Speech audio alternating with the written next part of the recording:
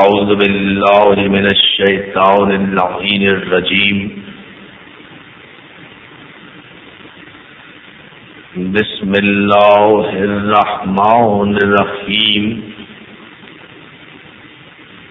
الحمد للہ الذی ہدانا لہذا وما كنا لنهتدي لولا أن هدانا الله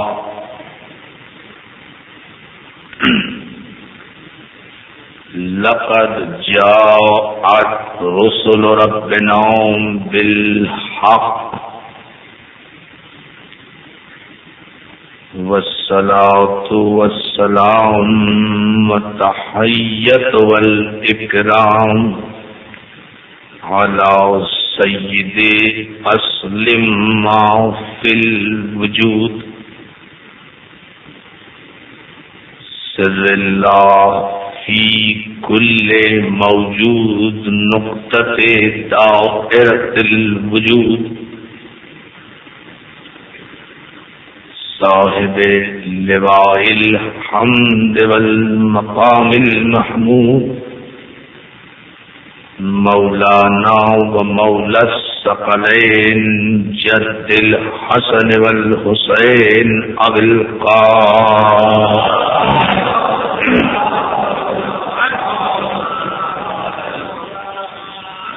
وآلہ الطیبین الطاہرین المعصومین المنتجبین المظلومین الذين أذهب الله عنهم الرجس وطهرهم تطهيرا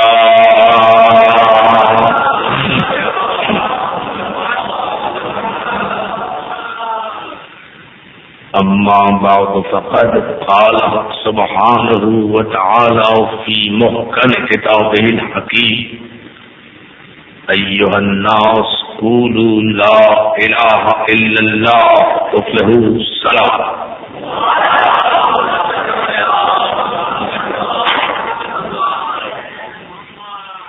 حضرات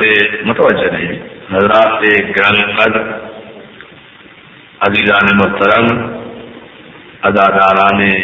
سید الشہداء، اداخانہ ابو طالب میں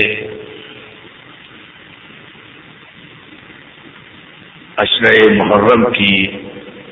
یہ ہماری تیسری گفتگو انجمن محبان حسین اہلیان نگر کے زیر اہتمام آپ حضرات کی سماعت کے لیے ہدیہ ہے۔ میں آپ کی مسلسل توجہات پر آپ کا شکر گزار ہوں، اور ماشاءاللہ میرے دوست عزیز اور بھائی اور بہنیں جس بڑی تعداد میں ان مجالس میں تشریف لا رہے ہیں،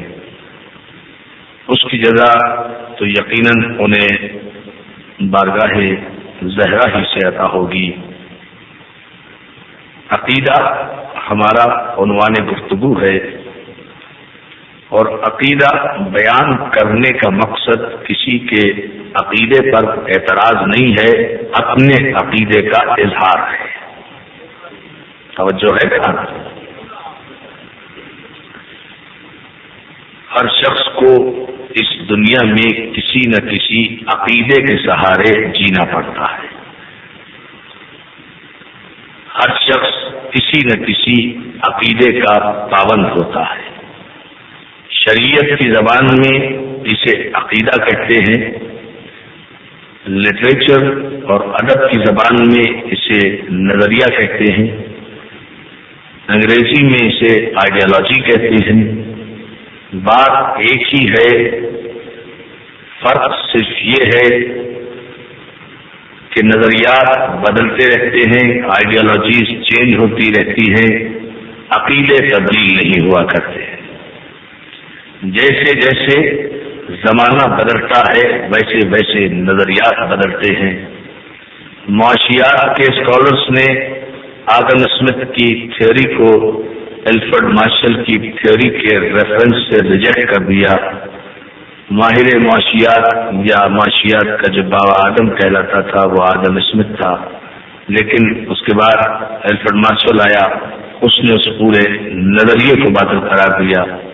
اسی طرح سے الفرڈ مارشل کے سارے نظریے معاشیات کو داس کیپیٹال میں کارل مارکس نے مسترد کر دیا.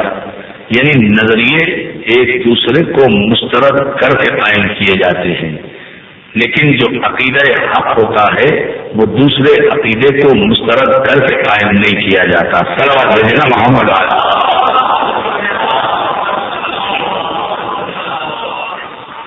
آپ یہ دیکھیے بڑی توجہ سے آج کی اس اہم ترین گفتگو، چونکہ ہمارا عنوان آج ایک اہم ترین موضوع پر ہوگا،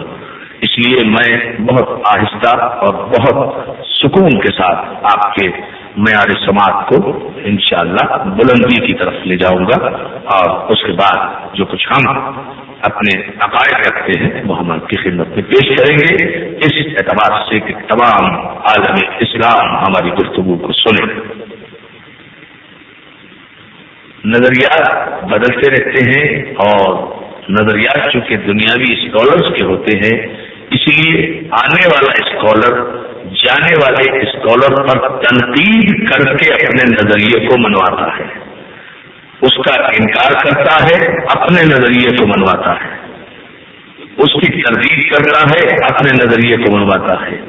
آنے والا بادشاہ جانے والے بادشاہ کی برائی کرتا ہے تو اپنی بادشاہت منواتا ہے. آنے والا حکمران جانے والے حکمران کی برائی کرتا ہے تو اپنی حکومت کو منواتا ہے. آنے والا نظریاتی انسان گزشتہ نظریات کی تردید کرتا ہے تو اپنے نظریے کو منواتا ہے. یہ گزشتہ نظریات اور گزشتہ رہبروں اور گزشتہ حکمرانوں اور گزشتہ لیڈروں کی تردید کر کے اپنے نظریے، اپنی آئیڈیالوجی اور اپنی حکومت کو اور اپنے علم کو منوانا خود اس بات کی دلیل ہے کہ جو آنے والا نظریہ پیش کر رہا ہے وہ نہ نظریے سے متفق ہے اور مخلص ہے، نہ اس قوم سے مخلص ہے جسے وہ نظریہ دے رہا ہے. ساری کائنات میں میرا پیغمبر ایسا ہے، میرا رسول ایسا ہے کہ جس نے کوئی نیا نظریہ نہیں دیا، وہی نظریہ دیا ہمارے سرکار خطی مرحبت نے جو آدم نے دیا تھا،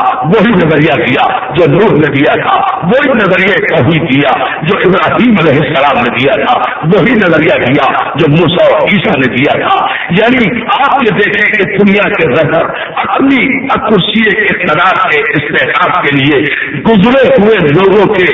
کردار اور ان کے نظریوں کی تردید کرتے رہے، لیکن ساری کائنات میں ہمارا کائنات کا عظیم پیغمبر وہ ہے کہ جس نے اس دنیا میں آ کر جب نظریہ توحید کو پیش کیا تو نہ آدم کی تردید کی، نہ نوح کی تردید کی، نہ ابراہیم کی تردید کی، بلکہ اپنے ماننے والوں کو یہ حکم دیا آدم کو بھی علیہ السلام تسلیم کرو، نوح بھی برحق ہے، ابراہیم بھی صحیح ہے، اسماعیل بھی صحیح ہے، کیونکہ آنے والا پیغمبر آخر کوئی سیاسی رہنما نہیں تھا، کائنات کا پیغمبر تھا. سمجھو ہے آنے والے پیغمبر اعظم نے کسی نظریے کی تردید نہیں کی، کہا آدم بھی برحق ہے، نوح بھی میرا نظریہ لائے تھے، ابراہیم بھی میرا نظریہ لائے تھے، میں ہی تو انہیں بھیج رہا تھا.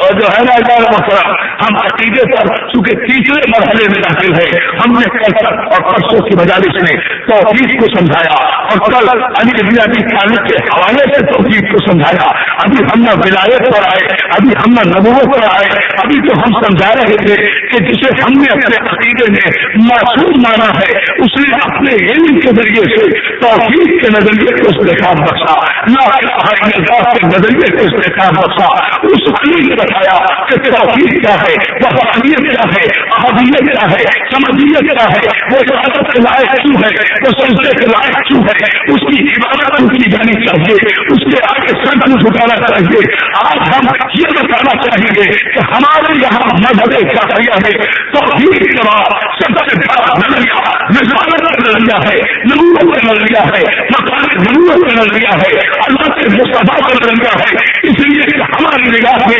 ہمارا رسول کائنات کی عزت ہے، کسی کی کوئی ذاتی عزت نہیں ہے، کسی کو نہ اخلاق سے عزت ملے گی نہ اشتہار سے عزت ملے گی. جسے بھی عزت ملے گی وہ نبی کے اقتدار سے عزت ملے گی, نبی کے دروازے سے عزت ملے گی. جو نبی کے دروازے پر نوکر بن کے آیا وہ ہمارے سنت میں, اور جس نے نبی کے برابری کے دعویٰ کیا اس کا ساتھ ہماری جوڑ گیا ہے.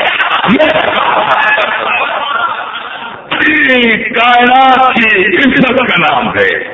جسے جو عزت حاصل ہوئی ہے وہ نبی کے صدقے میں حاصل ہوئی ہے. ہمارا نبی فخر موجودات ہے. آپ نے دیکھا ہم علی کا تذکرہ کل اس لیے نہیں کر رہے تھے کہ ہمیں علی کے فضائل بیان کرنا تھے. موقع آئے گا آئندہ مجالس میں جی بھر کر ہم علی کا تذکرہ بھی کریں گے, علی کے فضائل بھی سنائیں گے. کل ہم بتانا نہیں چاہ رہے تھے کہ جس پیغمبر نے ہمیں جس علی کا تعارف کرایا ہے اس علی سے لے کر اس علی کے آخری بیٹے تک کسی نے کبھی نبوت کی شان یہ نہیں بتائی کہ وہ امری والا تھا, وہ مکے والا تھا, وہ مدنی تھا, وہ قریشی تھا, وہ عربی تھا, وہ ہاشمی تھا, وہ عبد المطلبی تھا. وہ یہ نہیں بتایا بلکہ اس علی نے مقام نبوت کا تعارف اس طرح سے کرایا کہ وہ نبی وہ تمہارے خیالات والا نہیں ہے, وہ تمہارا دوست نہیں ہے, وہ تم جیسا بشر نہیں ہے, وہ ہوا بھرتی پانی سے نہیں تھا, وہ نور عمل ہے, وہ خلق اثر ہے, وہ علم اثر ہے, وہ خلق اثر ہے,